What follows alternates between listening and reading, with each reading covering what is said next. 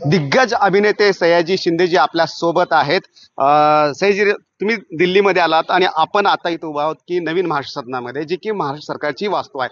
पाठीमागे छत्रपती शिवाजी महाराज आहेत आणि मराठी कला, मराठी नाट्य जे आहे ते लोकांपर्यंत, दिल्ली असेल, हरियाणा असेल, इथं जे मराठी लोक राहतात त्यांच्यापर्यंत पोहोचवण्याचं तुम्ही काम करतायत. सखाराम बाइंडर पुन्हा नव्या रूपामध्ये आणि तुम्ही अभिनयातून पुन्हा नाटकाकडे, दिल्लीतली वारी, कसं अनुभव आहे तुमचा? मला माझ्या माहितीप्रमाणे नाटकाचं ओपनिंग दिल्लीला पहिल्यांदाच होत असावं. बरोबर. सखाराम बाइंडर मीच मला वाटतं 30 वर्षापूर्वी रंगमंचावर प्रिया तेंडुलकर, लालन सारंग आणि सखाराम भावे त्याच्यामध्ये होते. कमलाकर सारंगाने डिरेक्शन केलं होतं, ओरिजिनल पण त्यांनीच केलं होतं. बरोबर. आणि त्यानंतर मी परत CD रूपात केलं होतं, तेव्हा सोनाली कुलकर्णी आणि चिन्मयी सुमित, संदेश कुलकर्णी ते केलं होतं. आणि त्यानंतर आता परत 25 वर्षानंतर रंगमंचावर मी स्वतः काम करतोय आणि ते सखाराम बाइंडर नाटक प्रथम ओपनिंग उद्या 6 वाजता आकाशवाणी रंगभवन इथं उद्या 6 वाजताचा शो आहे. खास दिल्लीतल्या मराठी लोकांसाठीचा शो आहे. सुशील गायकवाड आमचे मित्र आहेत आणि त्यांनी सांगितलं की आपण ओपनिंग याचं दिल्लीला करूया. एक मैत्री सुरुवात झाली आणि आज दिल्लीकरांसाठी आम्ही ओपनिंगसाठी इथं आलेलो आहोत. उद्या संध्याकाळी 6 वाजता आणि 5 तारखेला नूतन मराठी शाळा, ते काय लोकरंगायन रंगायतन नूतन मराठी शाळेत असे 2 शो आहेत, 4 आणि 5ला. उद्या 4 तारीख आहे, परवा 5 तारीख आहे. तर दिल्लीकरांनी सगळ्यांनी या बघायला. पण एवढ्या वर्षानंतर पुन्हा नाटक, म्हणजे की जो नाटकातून आलेला कलाकार असतो त्याची नाळ जी आहे ती शेवटी नाटक असते. तुम्ही चित्रपटामध्ये अभिनय करता, तुमचे चित्रपट खूप गाजलेले आहेत, पण नाटक म्हणल्यानंतर काय भावना येते?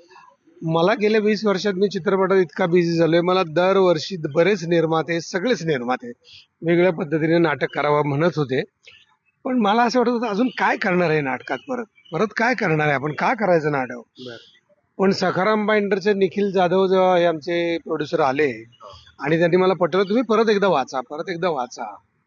आणि मी एकदा वाचलं, एकदा रात्री 3-4 वाजता उठलो आणि वाचला आणि तेंडुलकरांचा जो ब्लर आहे तो वाचला आणि म्हटलं यार, या नाटकामध्ये आपण भिडलो नाही. मग परत तेंडुलकरांच्या युट्यूबवरच्या मुलाखती काढल्या, त्या बघितल्यानंतर मग मला कळलंच नव्हतं त्यावेळेला नाटक बहुतेक मी म्हणून परिपूर्ण नव्हतं. मी स्वतःला परत एकदा चेक करून म्हटलं. गिरीश कर्नाड म्हणाले की 1000 वर्षात असं नाटक झालं नाही. त्या नाटकाचे आधीचे किस्से तर भरपूर आहेत.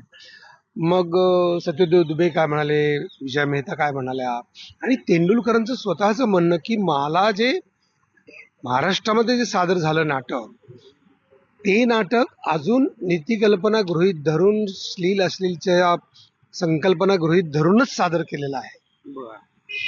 लंडनला जे नाटक झालं ते मला वाटलं की तिकडचे नट आणि तिकडची कंपनी त्या नाटकाला जास्तीत जास्त भेटण्याचा प्रयत्न केला होता. तर आम्ही परत नव्यानं अभिजित झुंजारराव नावाचा डिरेक्टरला घेऊन, अनुष्का बुराणी, नेहा जोशी या नवीन मुली घेऊन, अतिशय ताकदीच्या चांगल्या अभिनेत्री घेऊन परत नव्यानं हे त्या नाटकाला बघण्याचा प्रयत्न केला आणि ते आज सादर केला. मला तेच, तुम्ही जो शेवटचा शब्द वापरला की नव्यानं बघण्याचा प्रयत्न केला, 1972 तेव्हा समाजाला एकदम प्रतिमा छेद देणारं हे नाटक होतं. आणि त्यानंतर आता 1925 आहे. 1919ला पण त्याच्यामध्ये बदल झाले. टेलिफोन त्याच्यामध्ये नव्हता आलं, करारपत्र जे होतं ते आलं.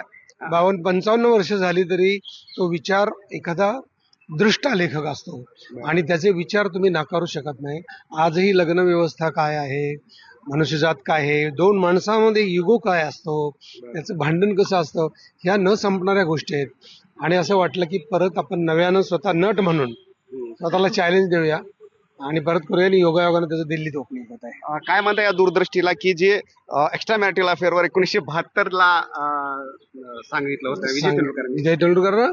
आणि एकंदरीत लग्न संस्थेतल्या ज्या कल्पना आहेत, ज्या लग्न संस्थेची जी चौकट आहे, त्या चौकटीतला खरेपणा, खोटेपणा आणि मनुष्य जातीच्या चेहऱ्यावरचा खोटेपणा, खरेपणा ह्याला फाडायचं कसं आणि त्यातला खरेपणा काय, तेंडुलकरांनी फारच उत्कृष्ट नाटक लिहिले. आम्ही तुमचे युट्यूबवर रील्स बघितले, नाटक पण बघितलेलं आहे.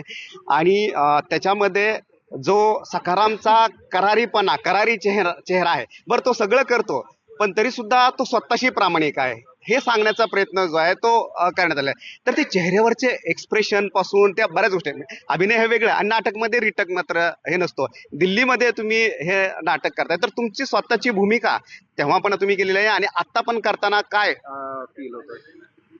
मी तेव्हा मला वाटतं मी घाई करत होतो, जास्त समजून घेतलेलं नव्हतं, सांगेल तसं करत होतो.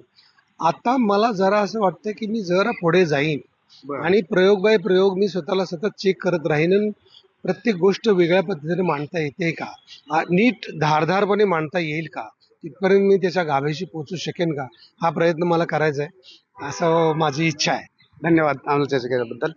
हे होते शहाजी शिंदे की ज्यांनी सांगितलं की त्यांच्यासाठी सुद्धा हे नाटक जे आहे ते पुन्हा नव्यानं करण्याची गरज आहे आणि नवीन आणखीन काहीतरी याच्यामध्ये करणं गरजेचं आहे. त्यामध्ये स्त्री पुरुष समानता असेल, स्त्री एक वस्तू म्हणून बघण्यासारखं त्याच्यामध्ये असेल, एक्स्ट्रा मॅरिटल अफेअर असेल, हिंदू मुस्लिमचा कांगोरे त्याच्यामध्ये येतात आणि समाजाला धक्के देणारे असे अनेक मुद्दे जे आहेत ते या नाटकामध्ये आहेत.